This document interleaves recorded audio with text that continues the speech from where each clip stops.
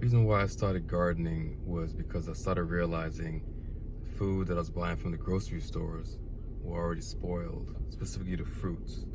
Mainly like things like strawberries, bananas, things like that were already spoiling by the time I got it. So I decided to stop buying fruits from the grocery stores. I had to look at places that sold things like the farmers markets and those types of smaller places instead of the main grocery store chains. They're there for profit only.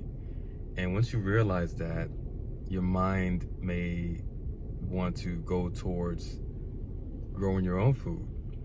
In America, a lot of people, especially in the city speaking, they don't have any idea or thought of trying to grow their own food. They're more focused on going to the corner store, going to the grocery store to get what they need to eat or to cook. Whereas if you live out in the country or another country, you would be more able to grow your own food because you have the land and the space to grow.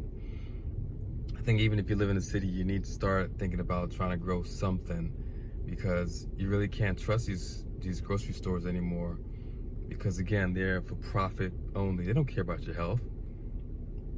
They just want to sell a product, and they don't care the price that it's selling it at either. I know inflation has something to do with the cost of things getting higher, but it's not for your benefit.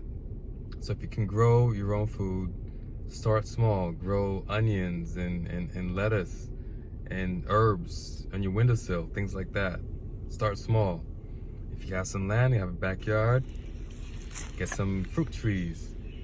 Home Depot and some of the other box stores, they have fruit trees every spring. Like right now, you can go get some fruit trees from Home Depot, some apples, some peaches, figs. Start learning how to keep these plants alive. Put them in the ground, read up online, get some books, start to learn. If you don't know if you got a brown thumb, learn how to make that brown thumb a green thumb. When I started off, I was killing plants left and right, but I got a banana plant spud from a friend of mine, and for several years now, I kept it alive. Of course it made new spuds and the main one died out, but that genetic still survived because I had to learn how to keep it alive. And at some point, it grew, started to flower. I didn't get any bananas yet, but I'm not giving up.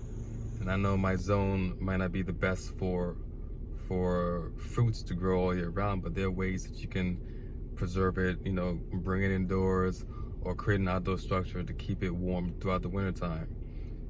Don't give up. Just keep trying. Do what you got to do. Learn to be self-sufficient. At the end of the day, you're on your own. You can't depend on anybody else for your health. You don't want to be walking around here having to go to a clinic or a hospital constantly because you're constantly getting sick, mainly because of the food you're eating. Think about that. Mainly because of the food you're eating. So please learn to grow. Start small. Start on the windowsill, then go to your backyard, and maybe one day you can get a farm. It's my goal.